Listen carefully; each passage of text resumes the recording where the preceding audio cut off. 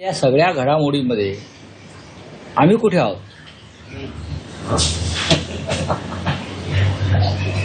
एक लक्षात घ्या की रोहित पवार जी मागणी करतायत अजित पवारांच्या अपघातासंदर्भात महाराष्ट्रात एफआयआर दाखल करा, ही रोहित पवारांची मागणी आहे. तीच मागणी हर्षवर्धन सकपाळ आणि आकाश मोरे करतायत ना, बरोबर आहे ना. आणि स्वतः मुख्यमंत्री म्हणतात की अजित पवार यांच्या अपघातासंदर्भातलं सत्य खणून काढू. अगदी खोलपर्यंत जाऊन तपास करू. खोलपर्यंत जाऊन तपास करण्यासाठी तुम्हाला आधी एफआयआर नोंदवावा लागेल. तुम्ही एफआयआर नोंदवायला तयार नाही, तुम्ही संबंधित विमान कंपनीवरती गुन्हा दाखल करायला तयार नाही, आणि तुम्ही कसं काय खोलवर जाऊन तपास करणार? खरं म्हणजे ही मागणी सुनेत्रा पवारांनी करायला पाहिजे, अजित पवारांच्या दोन्ही चिरंजीवांनी करायला पाहिजे. ही मागणी रोहित पवार करतायत आणि आम्ही सगळे करतो आहोत, आणि काँग्रेसचे उमेदवार आकाश मोरे करतात. आकाश मोरे किंवा काँग्रेसची जी मागणी आहे त्या मागणीचा विचार झाला तर महाराष्ट्रावरती उपकार होतील, एवढंच मी सांगेन.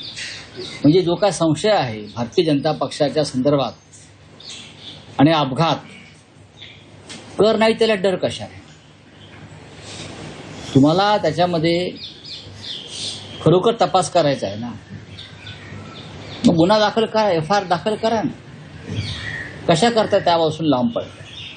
बाकी सगळ्यांवर तुम्ही तुमच्या विरोधकांवर धडाधड गुन्हे दाखल करत असता, खरे खोटे गुन्हे दाखल करता. पण तुमचा एक जवळचा सहकारी, राज्याचे उपमुख्यमंत्री आणि मुख्यमंत्री म्हणतात त्याप्रमाणे जीवाभावाचा सहकारी आणि मित्र गमावला असं म्हणतात ना, मग त्या जीवाभावाच्या सहकारी आणि मित्राच्या संशयास्पद मृत्यू संदर्भात तुम्ही गुन्हा का दाखल करत नाही? उमेदवारी मागे काँग्रेसमध्ये दोन गट पडल्याचे असल्याचं बोलला. मोठा भाऊ जर असेल तर लहान भावाच्या मृत्यूची चौकशी अधिक व्यवस्थित व्हायला पाहिजे.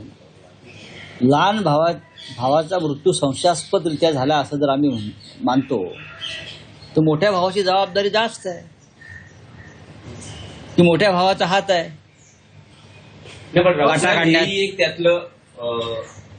त्यातली एक गोष्ट अशी आहे की जे रोहित पवार अजित पवारांच्या अपघाती मृत्यूच्या चौकशीची मागणी करतायत, देशभर त्यांनी नेत्यांच्या भेटीगाठी घेतल्या, तेच रोहित पवार आज हर्षवर्धन सपकाळाकडे जाऊन उमेदवारी मागे घ्या काँग्रेसने ही विनंतीही करतायत. ते आशावादी आहे, याकडे कसं पवार? नाही, आधी रोहित पवारांनी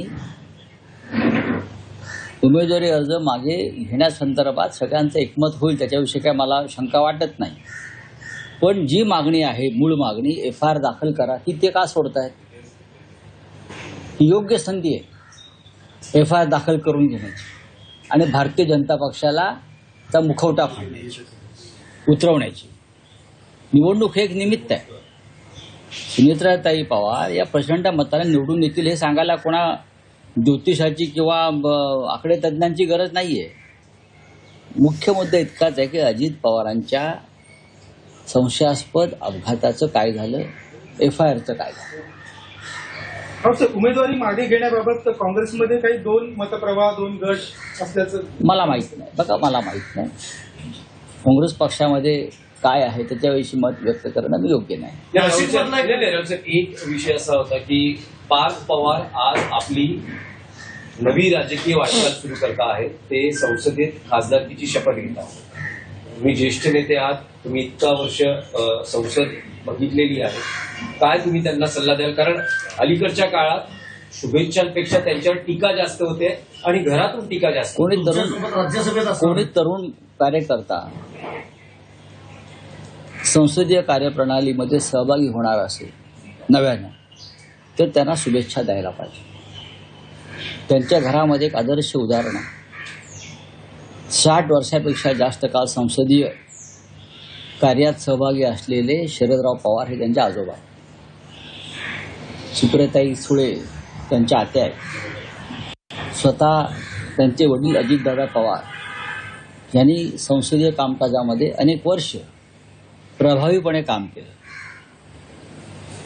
त्या मार्गावरून जर त्यांनी जाण्याचा प्रयत्न केला तर ते नक्कीच एक चांगले संसदीय कार्यपटू होते. नाही, पण विधानं करताना जपून करावी असं वाटतं, कारण अलीकडच्या काळात त्यांची विधानं ही वादाचा विषय बनतात. अभ्यास करावा लागेल. त्यांच्यावर टीका होते. माननीय शरद पवार जे म्हणतात की प्रगल्भता असायला पाहिजे. आपण तरुण आहात, आपण आपल्या आजोबांकडून या संदर्भातले काही धडे घ्यायला पाहिजे, नक्कीच घ्यायला पाहिजे. आणि आपल्या वडिलांनी जे काम करून ठेवलेलं आहे या क्षेत्रात संसदीय कार्यामध्ये, त्याचा इतिहास चालला पाहिजे. राऊसाहेब, अजितदादांच्या बाबत आदर आणि सहानुभूतीमुळे राष्ट्रवादीकडनं विनवणी केली जाते अन्य पक्षांना, मात्र त्यांच्या पक्षांकडनं बॅनरवरनं अजितदादांचा फोटो गायब होण्याची प्रकार हा ते त्यांच्या विषयात आहे. हिंदी में बोले. बहुराष्ट्रीय कंपन्यांमध्ये हिंदू तरुणांवर अत्याचार करून धर्मांतराचं प्रकरण उघडकीला येत आहे. खरात बाबा काय मुसलमान होता का? खरात बाबा परवा दुसरा यंदे नावाचा कोणतरी 100 महिलांवरती अत्याचार करणारा एरंडे हे काय मुस्लिम होते, मौलवी होते का पादरी होते, कोण होते?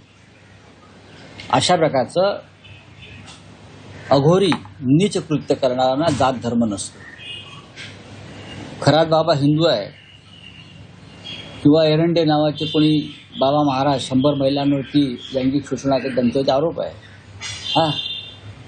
त्यांची नावं हिंदू आहेत म्हणून तुम्ही त्यांच्या बाबतीत हिंदुत्ववादी संघटना या नरमाईची भूमिका घेणार आणि इतर धर्माचे कोणी सापडल्यावरती रस्त्यावर येणार, हे चालणार नाही. भाजपचं सरकार असताना भाजपचे नेते म्हणतात कॉर्पोरेट लव्ह जिहाद आहे.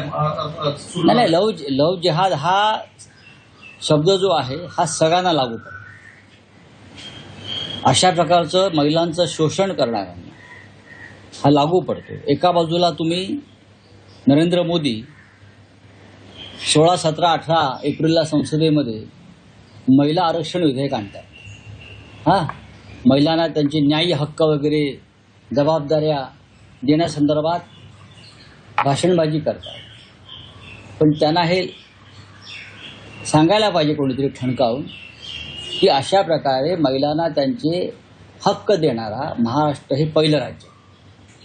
शरद पवार साहेब मुख्यमंत्री असताना त्यांनी महिला आरक्षणाचं पहिलं पाऊल टाकलं होतं या देशामध्ये. महाराष्ट्र हे पहिलं राज्य. मला वाटतं चंद्रा अय्यंगार त्या खात्याच्या सचिव होत्या आणि त्यांनी हा ड्राफ्ट तयार केला होता. याचं श्रेय महाराष्ट्राला जातं. त्या महाराष्ट्रामध्ये आज अशा प्रकारे जागोजाग भारतीय जनता पक्षाच्या राजवटीमध्ये जागोजाग असे बुवा महाराज वगैरे उदयाला येत आहेत आणि हे सगळे भाजपचे प्रचारक आहेत.